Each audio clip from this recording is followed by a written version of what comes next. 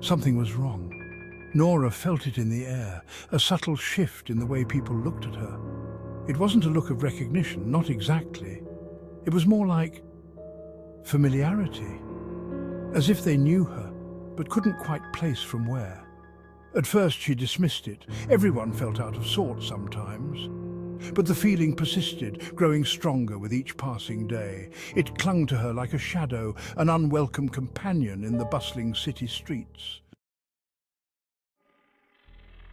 The office felt different, the air thick with unspoken words. Colleagues, once friendly and open, now greeted her with hesitant smiles and averted gazes. Their eyes darted to her, then quickly away, as if caught in a forbidden act. "You all right, Nora?" Sarah, her usual lunch companion, asked one afternoon, her brow furrowed with concern, her gaze lingering on Nora's face a beat too long. "You look different."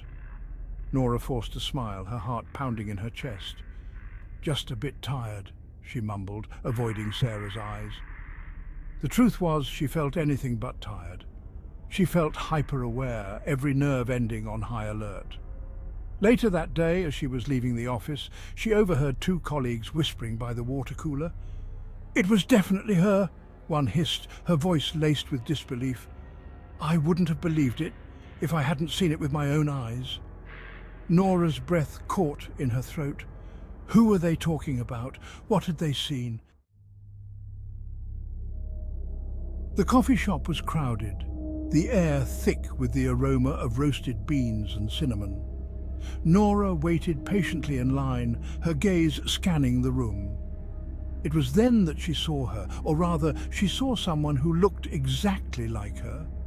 The woman was seated at a table by the window, her back to Nora. She had the same long, dark hair, the same slender build. Even from behind, Nora could tell they were identical.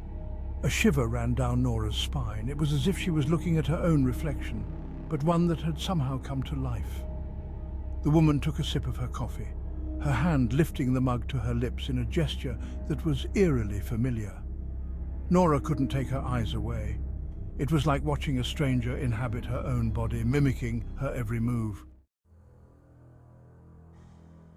Back at the office, the feeling of unease intensified. Every corner seemed to hold a new terror, every shadow a potential threat. Nora found herself walking on eggshells, her senses on high alert. One afternoon, as she was returning from the restroom, she saw her again. The doppelganger. It was a fleeting glimpse, a figure disappearing around a corner at the end of the hallway. But it was enough. The same long hair, the same familiar gait. It was like a scene from a nightmare, one that was becoming all too real. Nora's heart pounded in her chest, her breath coming in short, shallow gasps. She stumbled back against the wall, her mind reeling. Who was this woman?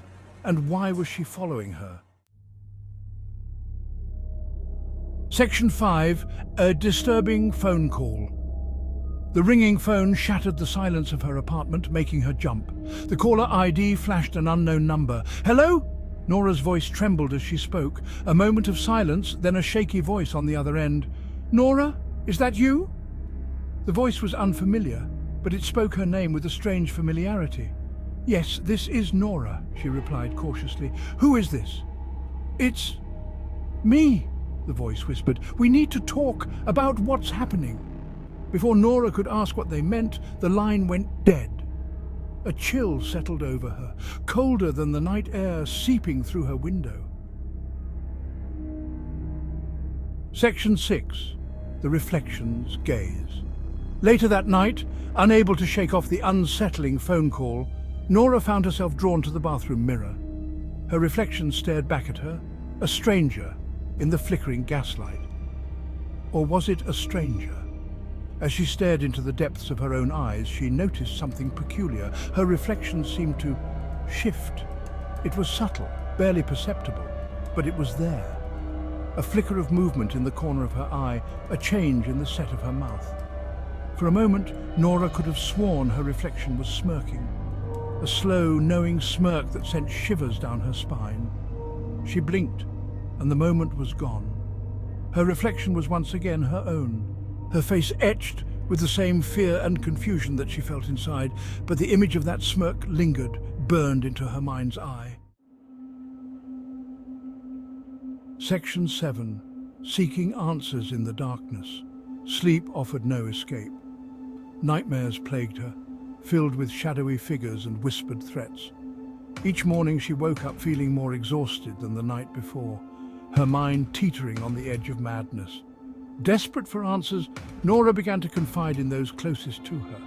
But her words were met with skepticism and concern. "You're just stressed," her best friend Emily insisted, her brow furrowed with worry. "You've been working too hard. You need to take a break." But Nora knew it was more than stress. This was something sinister, something beyond the realm of reason. Section 8. A city of shadows and whispers. The city, once a source of comfort and excitement, now felt like a labyrinth of shadows and whispers. Every face in the crowd seemed to hold a flicker of recognition, every corner a potential hiding place for her doppelganger.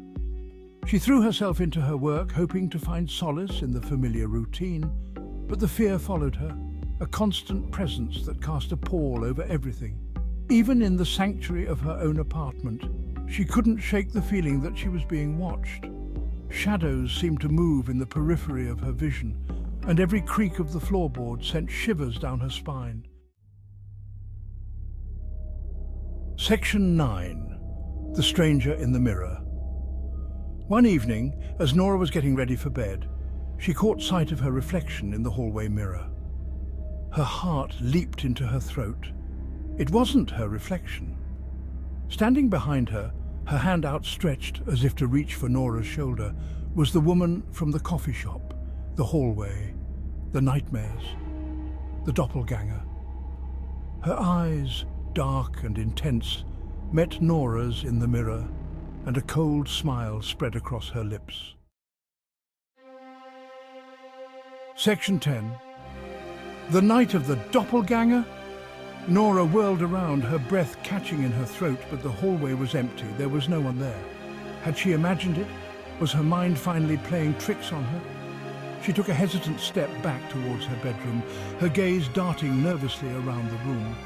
The air hung heavy with a strange electric tension, as if something was about to happen. Then, from the depths of the mirror, a voice, soft and chilling, whispered her name. "Nora."